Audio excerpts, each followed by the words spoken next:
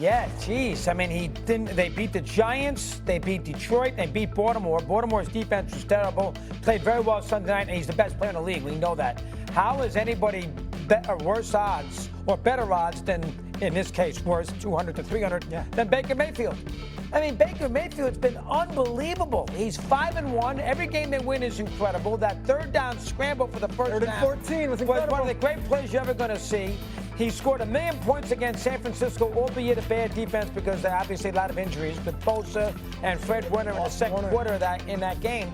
But he has to be the MVP. They've won all these great comeback games. Atlanta, Seattle, Houston on fourth down. How in the world is he not the MVP? Top choice by far. I put Prescott over Mahomes, and I'm not knocking Mahomes. Lots of times, Pat Riley never used to win an MVP as the NBA coach of the Lakers because they all thought it was because he had Magic, Kareem, and Pat never, coach of the year. And he never won a coach, and that bothered people. And I know Mahomes is in the same kind of boat. They're so good, you almost take him for granted. So I get that. But right now, without a doubt, Baker Mayfield should be much higher, by far the favorite, and much lower odds than plus 300 to win the MVP in the NFL. Stephen A? Well, I agree with Doggy about Baker Mayfield, right? But let's not act like Patrick Mahomes doesn't belong in the conversation. Yeah, you got Baker Mayfield, Dak Prescott, Daniel Jones. Those are names that come to mind. And damn it, why don't we throw Drake May in there? The way he's looking right now. Okay, so we got to do that too. But here's why you have to include Patrick Mahomes. Not just because of his greatness, but let's also take this into account, Doggy. We know he's coming. You didn't have Xavier Worthy for a few games. You didn't have Rashee Rice for the first 6 games. You didn't have any running game because Pacheco and Kareem Hunt weren't giving you much. So what has Patrick Mahomes done? He's led the team in rushing and rushing touchdowns. Okay, that's what he has done. They got a top 10 offense, 8th in yards, 9th in scoring. We go a bit further over the last 3 weeks. The first 3 weeks of the season, or rather just 3 weeks ago, the man had a passer rating in the low 80s with only 3 touchdown passes. And since then, he's posted 10 total touchdowns and just 1 turnover over the last 3 games. He's now got 15 touchdowns on the season, 11 touchdown passes, 4 touchdown runs, 1,736 total yards on the season. Once again, leads the league in both TD passes and TD runs from the quarterback position, or total touchdowns actually. And again, I remind you, reiterating, leading the team in both rushing yards and rushing touchdowns. That is a quarterback that is saying, no matter what the conditions are, no matter what what obstacles lie in my wait, I will find a way to keep us afloat as long as I'm breathing. That is what he has done. And so now we're looking at the Kansas City Chiefs. We see Buffalo and what happened with them on Monday night against Atlanta. We don't necessarily believe in Pittsburgh yet. Drake May is still young, okay, in his second year at the quarterback spot. You yourself brought up Indianapolis' schedule, wondering about them, even though one could easily argue they're the most well-balanced team in football. Jacksonville hasn't sold, most people ain't sold on Jacksonville. Denver still's got issue with their offense, even though their defense is elite. The Chargers are still relevant, beating the Kansas City Chiefs, but that was at the opener in Brazil, which you came on Mad Dog, what are you mad about, and complained about the travel, and you blame that more than the actual game itself. So you pointed that out.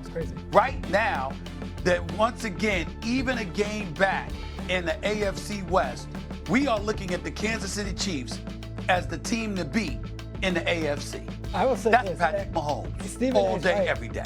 I would add, shame on the Ravens, shame on the Bills, shame on these teams. Not taking advantage of the moment. They were 0-3. You had the Chiefs down, and now they're right back in the club. They walked right back in. They've got the best table in the club. They get Rashee Rice back. Worthy's here. We're healthy. And all of a sudden, they've got their Chiefs thing going on. And Brian Branch comes after Mahomes. Juju takes a shot. That stuff, they galvanize around that stuff. I find it that it's more about the future. Baker's been amazing. They're all banged up. People are looking at, he gets Rashee Rice back. He gets Worthy back. Peter, this is what they're looking at. My only correction to you, my brother, they were never 0-3. They were 0-2. And then they walked in and they beat the Giants on the road. You understand? They beat the Giants on the road. East Rutherford right down the block. They said, we can't go to 0-3 because their season would have been in grave jeopardy. And how about Sam? This is where Sammy, our producer. What's he got? Sam, Should Mahomes be a top MVP candidate? Change the A to the. Ooh. Should Mahomes be the? I mean, that's the better question. The A. I mean, of course he's an MVP. How could he not be an MVP candidate? We know he's an MVP candidate. Well, first of all, he wouldn't have been an MVP candidate had they started the season 0-3 and they're sitting here 2-4 right now. Okay, that's number one. Number two, look at you to dime out our producers like that. This is what you do. You do this on Mad Dog Sports Radio as well. You call out your own. You call out your own contemporaries. This is ridiculous. How does he make that error? You mess their names up all the time, and then you call them out like you're the paragon of virtue. You're the epitome of perfection. Doggy never makes any mistakes, even though you make mistakes every single damn day. But you call out your own people on your channel like it's them, and it has nothing to do with you, even though it's the Mad Dog channel. That's what you do. You're unbelievable, man. That's a terrible job by Sam. Of course he's a top MVP candidate. The question should be, should Mahomes be the top MVP candidate? Well, first, that's a terrible producing error. First off, I want to shout out Samuel Tanucci. I think you're a wonderful producer. He's a nice great job. He's a great producer. He's a great producer. You deserve that credit, Doggy. That's messed up. He makes Doggy look good every week. If it wasn't for Sam, I don't know how Doggy might look 80. 80. Easy. Can I add another name real quick though? Because I was in Atlanta. 80. I was in Atlanta, and Raheem Morris looks at me, and I'm doing the production meeting, and he says, "I have had Cooper Kupp in his Triple Crown season. I've had Julio Jones in his Super Bowl season. I had RG3 when he was tearing up the league. I have never had a better player than this Bijan. He's right about that. 238 yards from scrimmage on Monday, 181. Now, I know we don't give this award to running backs for whatever reason since 2012. If they continue to win, I will tell you, Penix is a nice player. This team is built around that guy. Is there a window where we give the running back the award for the first time in 14 years? I think you definitely could consider that. And they'd have to win 11 games.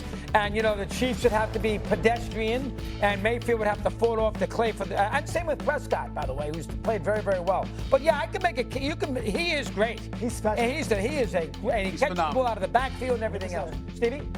He's an absolute stud, but Saquon got Offensive Player of the Year, but he didn't get League MVP last year. That went to Josh Allen. So we got to pay attention to that. Number one. Number two, they're not in first place. The Tampa Bay Buccaneers are in their own division. You want to win League MVP honors? You beat John Robinson. You put up those kind of numbers Saquon Barkley put up. Plus, you win your division. No, I agree and you resurrect the Atlanta Falcons. Then we're talking about him as an MVP. Two great takes. I agree. Have to win the division. I think the former take is great too. If Saquon set that bar there and he didn't get MVP, Bijan has to blow him out of the water. Well, that's where the quarterback has to be average. Have average quarterback here for the running back to win it. Last year, Allen was great, so you had to give it to him. And you had Lamar too. Lamar, Allen, even Burrow had the conversation going for a bit there. Coming up, two AFC foes are both surprisingly leading their divisions. The Patriots and the Colts, some old friends. Also, you know what's next. They put them on at the same time. You think Lombardi would have... Throw good from Thompson. And for Klay Thompson, Richard, he's entering a different part now of his career. And it happens to all of us. Father Time is undefeated. But Klay's game, his ability to hit threes at an elite level, that is not going anywhere, Kevin. It's deflected. Irving with it. He's picked up by Doncic. Thompson with the bucket. Their play on both ends has been superb. We'll see if they can maintain the momentum. They came out and bum rushed them. Huge difference in activity level from both teams tonight. And so it's Irving with it, bringing it up for the Dallas Mavericks.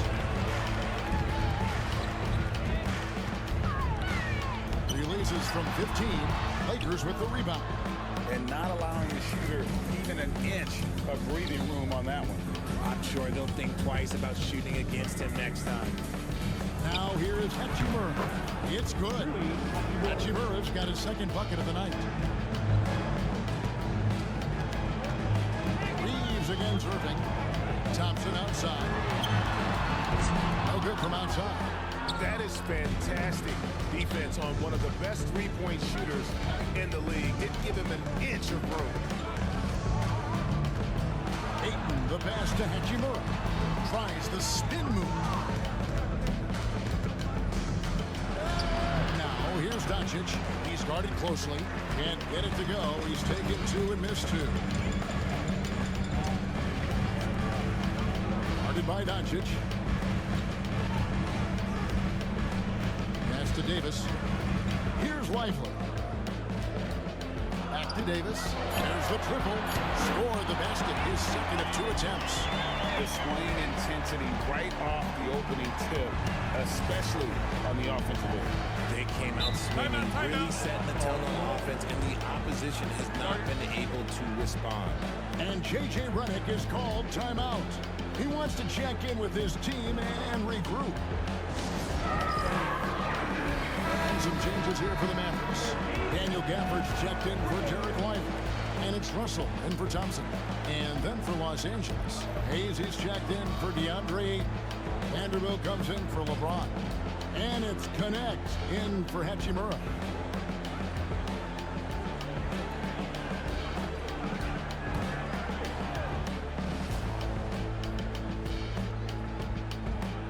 Dallas on defense, leading by 12.